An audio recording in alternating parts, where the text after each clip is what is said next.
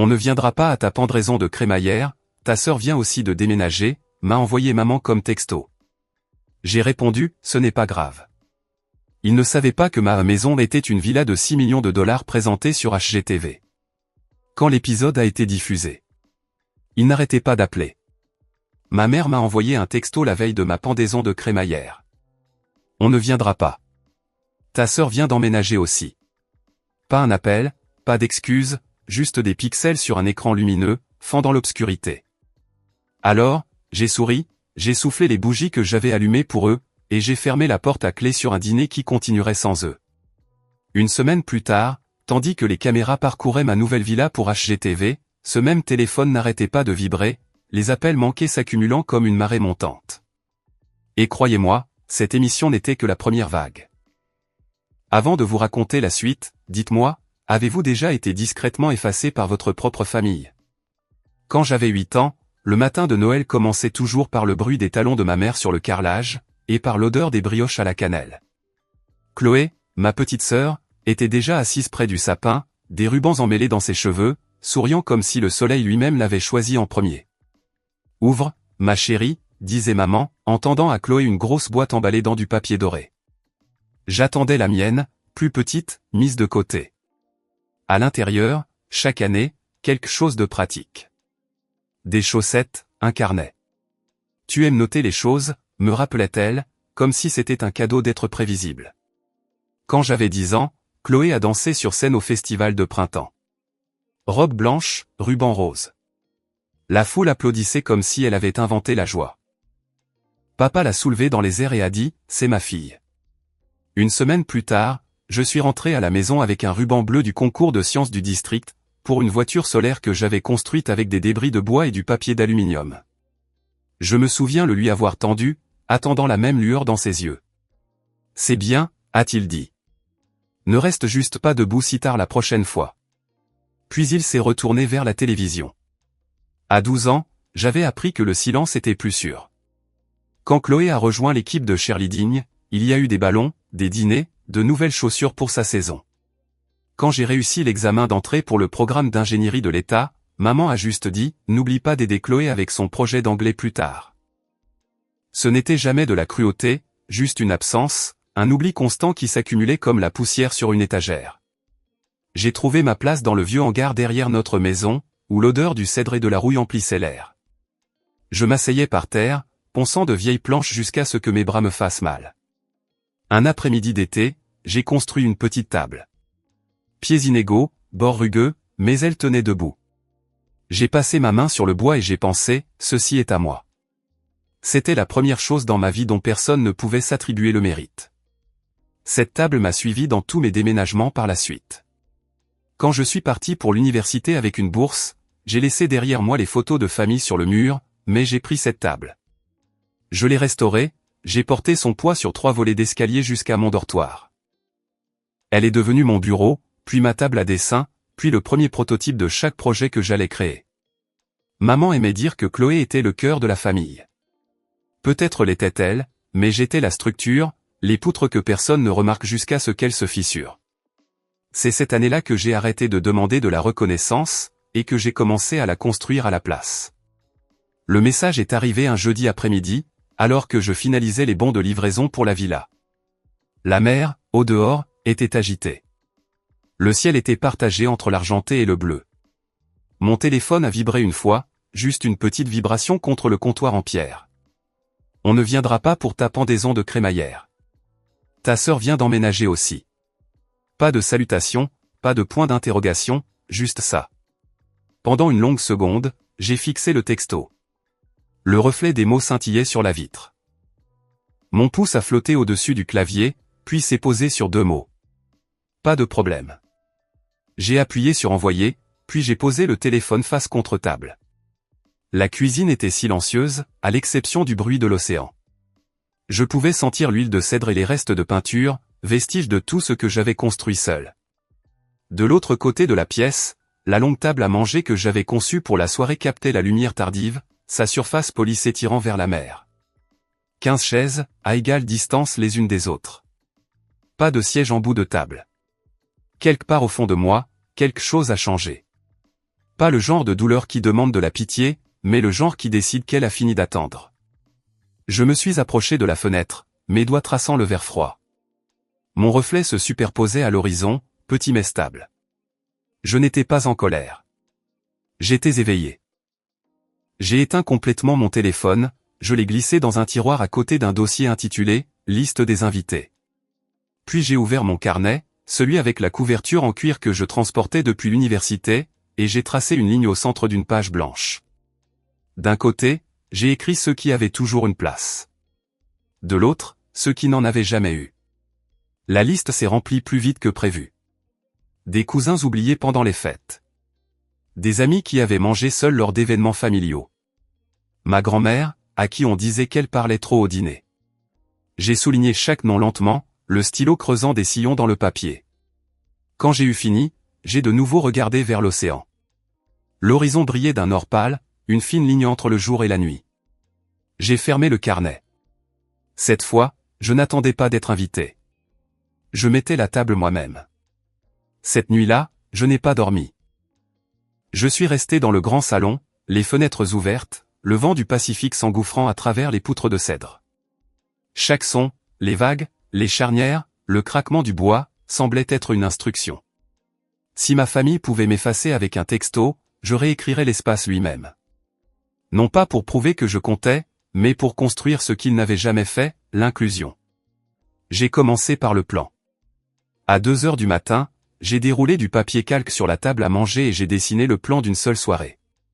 Lignes, angles, sources de lumière, cartographié comme un projet d'architecture. En haut, j'ai écrit au crayon « Tout le monde a une place ». À l'aube, la page était couverte de notes, noms d'invités, mesures, éclairage, température, placement de la table. J'ai marqué l'emplacement de chaque chaise, en veillant à ce que personne ne tourne le dos à l'océan. Champ de vision égaux, lumière égale. J'ai dessiné le déroulement de la soirée comme un plan d'étage pour l'appartenance. Le lendemain matin, j'ai ouvert mon ordinateur portable et envoyé des messages. Court, direct. Dîner ce samedi, chez moi, près de la côte. Venez affamés.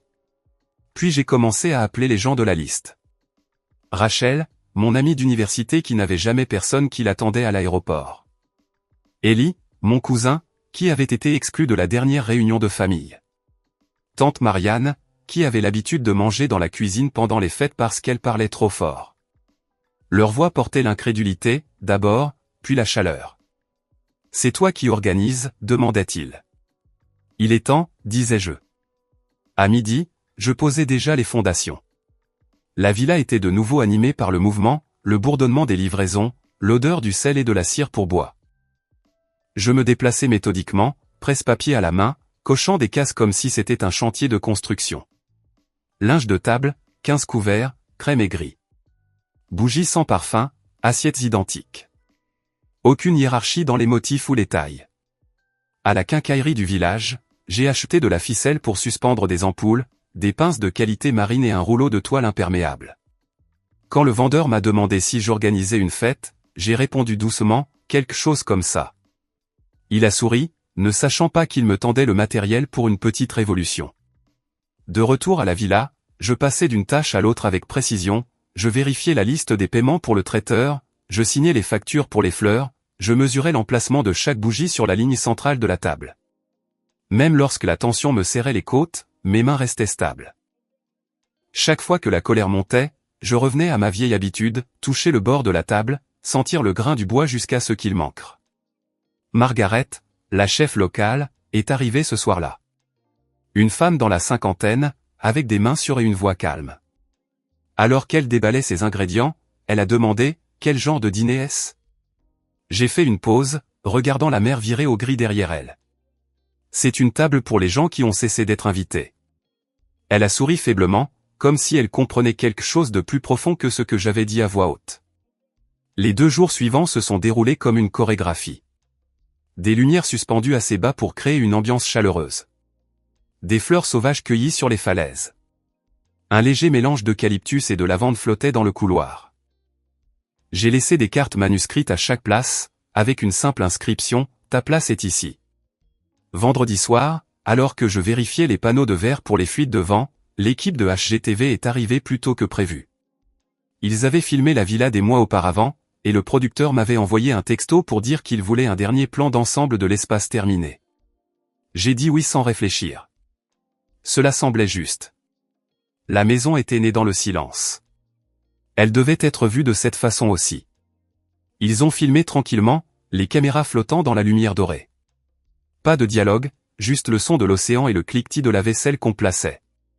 J'ai continué à travailler pendant qu'ils filmaient, resserrant des fixations, ajustant des chaises, époussetant le comptoir en pierre. Un des caméramens a murmuré, « On dirait que c'est vous qui l'avez construite. » Je n'ai pas répondu. Il n'avait pas tort. À minuit, tout était prêt. Le grand salon brillait d'une douce lumière ambrée. La table en chêne s'étendait parallèlement à la mer, le lin lisse, les couverts étincelants, les bougies éteintes. Je me tenais à une extrémité, l'air froid sur ma peau.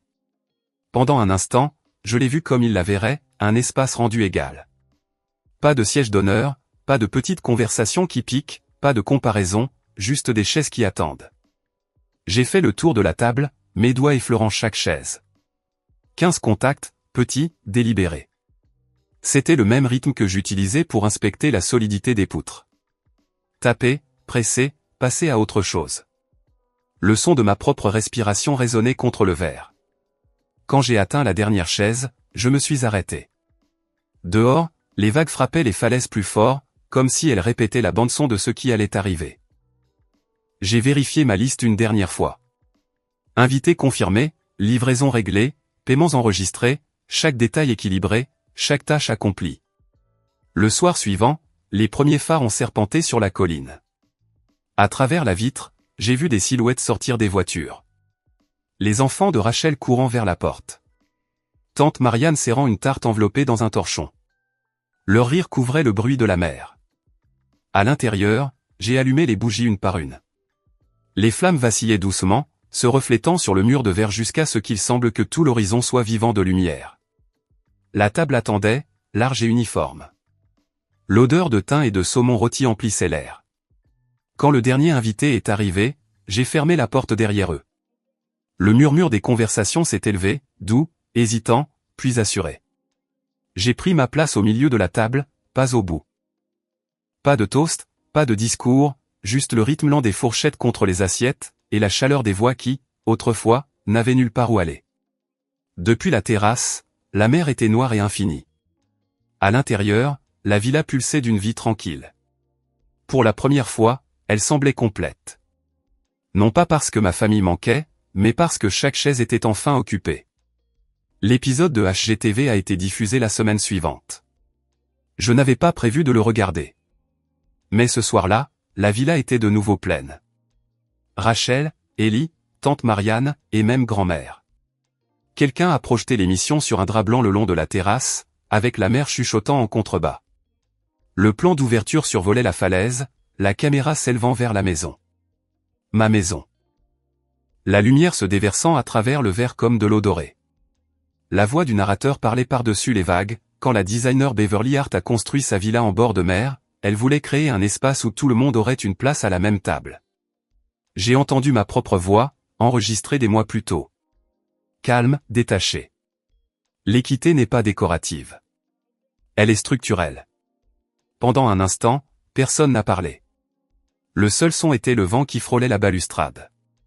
Puis Rachel a expiré, un son entre la fierté et l'incrédulité. « Tu as dit ça ?» a-t-elle murmuré. « Tu as vraiment dit ça ?» J'ai souri faiblement, les yeux toujours fixés sur l'écran. Oui. L'épisode alternait entre des plans de drone et des gros plans. Mes mains alignant l'argenterie, la lumière du soleil traversant les poutres de cèdre, Margaret remuant une chaudrée. Puis la table. La longue surface en chêne s'étirant vers l'horizon, les bougies vacillant comme de petits battements de cœur réguliers. Quand le générique de fin est apparu, des applaudissements ont rempli la terrasse. Je me suis penché en arrière, respirant l'air salin, pensant que c'était enfin terminé. C'est à ce moment-là que mon téléphone a commencé à vibrer, une fois, puis une autre, puis sans arrêt. L'écran s'est allumé encore et encore. Maman, papa, Chloé. J'ai laissé sonner. Rachel l'a remarqué. « Tu ne vas pas répondre ?» a-t-elle demandé. « Non, ai-je dit doucement. Pas encore. Le lendemain matin, il y avait plus de 30 appels manqués, suivis de textos. Nous avons vu l'émission. Pourquoi ne nous as-tu rien dit? Tout le monde en parle. Puis, tu nous as mis dans l'embarras. Et enfin, rappelle-moi. Je ne l'ai pas fait. J'ai ouvert mon carnet à la place, j'ai coché la dernière case de la liste. Dîner terminé. La table était vide maintenant, mais les bougies sentaient encore faiblement le sel et les agrumes. À midi, grand-mère a appelé. Ils essaieront de réécrire l'histoire, a-t-elle averti doucement. Ils diront qu'ils ont été mal compris. Je sais. Alors ne discute pas, a-t-elle dit. Laisse simplement la vérité exister au grand jour. Elle est plus forte ainsi. 1 heure plus tard, mon téléphone a de nouveau vibré. Maman. J'ai répondu cette fois, je l'ai mis sur haut-parleur, le son remplissant la même cuisine qu'ils avaient ignorée pendant des années. Grand-mère était assise à côté de moi, une tasse de thé à la main. Beverly, commença maman, son ton faussement doux. Nous avons regardé ton épisode. Je pense qu'il y a eu un énorme malentendu sur ce que j'ai demandé. Ils ont fait croire que nous t'avions exclu. Ce n'est pas vrai. C'est juste que ta sœur déménageait ce week-end-là. Tu sais à quel point on est occupé. J'ai regardé la mer à travers le mur de verre, sa surface scintillant de lumière. Tu m'as exclu avec tes propres mots, maman. J'ai encore le texto. Silence. Puis le changement familier, l'intonation défensive, la rationalité étudiée. Tu réagis de manière excessive, encore une fois. Nous t'avons toujours soutenu. Nous ne pensions simplement pas que tu voudrais faire tout un spectacle pour une pendaison de crémaillère. Tu as toujours été si discrète. La voix de grand-mère est intervenue, stable, mesurée. Judy, arrête. Je te vois faire ça depuis qu'elle est enfant. Toujours détourner la lumière d'elle. Mère, ce n'est pas le moment. C'est le seul moment, a dit grand-mère. Chaque Noël, chaque anniversaire, tu as construit toute la maison autour du confort de Chloé. Tu te disais que c'était de l'équité. Ce n'en était pas. C'était du favoritisme. Le souffle de maman s'est coupé. Ce n'est pas vrai. Si, a dit grand-mère tranquillement. Et maintenant, toute la ville l'a vu pour ce que c'est. La ligne est devenue silencieuse. Je pouvais entendre mon père en arrière-plan, marmonnant quelque chose sur le drame et le besoin d'attention. Je n'ai pas répondu. Je n'en avais pas besoin. Le poids du silence était enfin le leur apporté. Quand l'appel s'est terminé, grand-mère m'a regardé par-dessus sa tasse de thé. Tu n'avais pas besoin de gagner, a-t-elle dit. Tu avais juste besoin d'arrêter de le porter. Dehors, les mouettes tournoyaient au-dessus des falaises, leurs cris stridents se détachant sur le bruit régulier des vagues. La villa se tenait en pleine lumière, ses murs de verre reflétant l'horizon. Pour la première fois, la justice ne ressemblait pas à un triomphe. Elle ressemblait à un équilibre. 2 jours plus tard, la maison était de nouveau calme. Les chaises étaient encore rapprochées du dîner, le lin légèrement froissé, l'air portant encore l'odeur de sel et de citron. Je marchais pieds nus dans le grand salon, chaque pas résonnant contre le verre.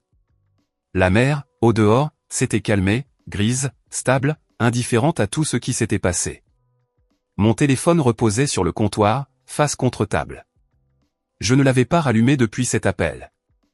Au lieu de cela, j'ai ouvert les portes de la terrasse et j'ai laissé le vent traverser la maison, emportant la lourdeur qui y avait vécu trop longtemps. Pendant des années, j'avais construit des espaces pour que d'autres puissent s'y sentir à leur place. Maintenant, je comprenais que j'avais construit tout ce temps en direction de ce silence. Ce soir-là, j'ai invité seulement 3 personnes à revenir, mes parents et Chloé. Pas de caméra, pas d'invités, pas de table pour 15, juste une petite près de la cheminée, la vieille table en cèdre de mon hangar d'enfance. Sa surface portait encore de légères cicatrices de l'époque où je l'avais poncée pour la première fois, quand j'étais une fille. J'ai mis 4 assiettes, j'ai versé du vin, et j'ai attendu. Quand ils sont arrivés, ils semblaient plus petits, en quelque sorte, le bruit de l'océan pesant derrière eux. Ma mère a passé ses doigts sur le bord d'une chaise. C'est magnifique, a-t-elle murmuré. Différent de ce que j'imaginais. C'est chez moi, ai-je dit simplement. Le dîner fut silencieux. Le feu crépitait. Mon père a complimenté la nourriture. Chloé fixait la table, sa voix enfin douce. Je ne savais pas, a-t-elle dit, que ça faisait si mal. J'ai hoché la tête. Je ne savais pas comment le dire. Personne ne s'est excusé. Personne n'en a eu besoin. Le silence entre nous n'était plus la guerre. C'était de l'espace. Ma mère a expiré, lentement, sans se protéger. Tu as bien fait, Bev. Vraiment bien. Ce n'était pas la rédemption. C'était la reconnaissance. Et c'était suffisant. Après leur départ, je suis resté près du feu jusqu'à ce que les braises s'éteignent. Les vagues au dehors gardaient leur rythme, le même que j'avais entendu toute ma vie. Seulement, maintenant, cela ne sonnait plus comme de la distance. Cela sonnait comme un retour. Je suis sorti sur la terrasse, l'air de la nuit frais sur ma peau.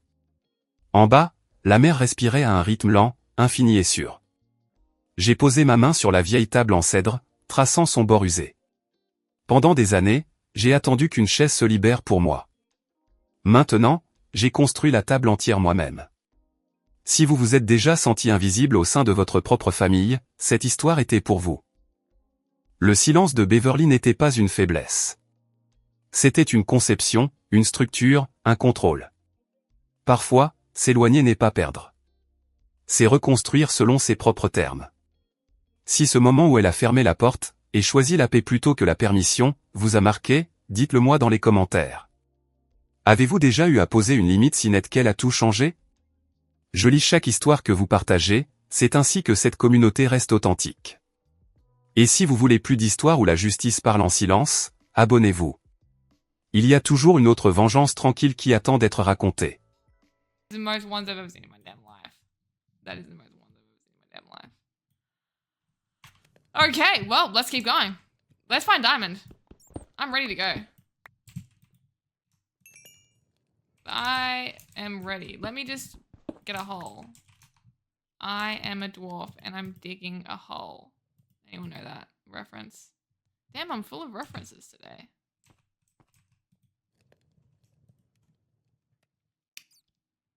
That's not one. Wow. You just got called out, Norma. Seriously. Seriously. Oh, Bazzy, you get... Norma, you can't do that! Morna. Morna? Whoa! Norma, I just... Morna. What the hell?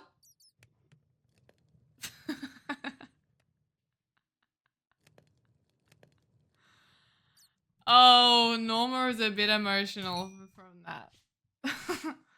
Yes, Zeus, you're right. I would never cross Norma. I modded her and I'm genuinely scared of her.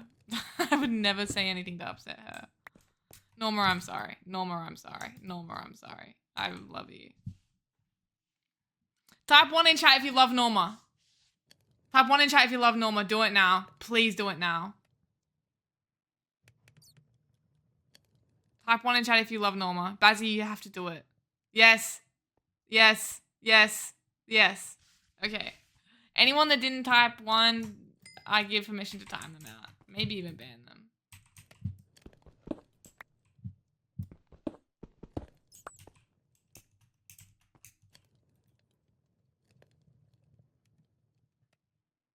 I already found Diamond? Are you serious? Wait, where? Are you being, it's in the friendship we made along, oh, shut up. Oh, shut up. Oh! Zeus, you're my royal guard now. Holy crap. Holy crap. That just happened. You threw up from that. From becoming the royal guard or the friendships? If I hadn't gotten to this point, would you even be here? You've been knighted. Genuinely, I haven't even become royal guard. Because I'm the queen. Okay, well, wait, I need to like stop. I don't really want to wait for this to smelt. I'm kind of getting bored of that. Okay. My pockets are full. Let's go. Holy glaze. Dude, Zeus deserves it. I'm not even going to be mad at that. Zeus deserves all the glaze. And I'm going to glaze Zeus. I'm going to do it. Okay, I'm seeing a lot of iron down here, and I'm liking what I'm seeing. But I want to find diamond. Oh my god. Oh my god. Oh my god.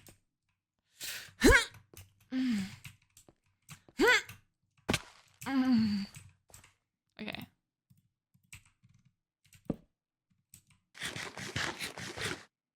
Bazzy's a jester I throw rocks at. That's awesome. I fully support that. Okay, guys, how long do you think it's going to take for me to get full diamond armor? Be honest. Be honest. You finish your beans? Well, I'm happy for you.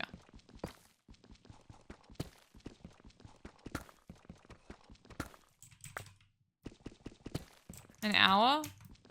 Really? You have that much faith in me? I don't even have space.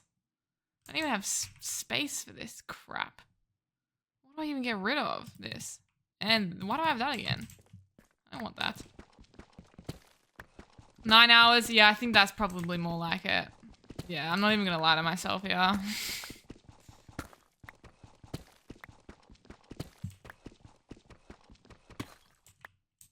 Two months. Okay, Bazzy. Now that's a bit too far. Now that's a bit too far. I've been... Oh no, it's a zombie. Oh my god, I thought I found it. We're at -2. Is this where diamonds spawn, guy? If anyone sees any diamonds, point it out to me because I might just like not notice.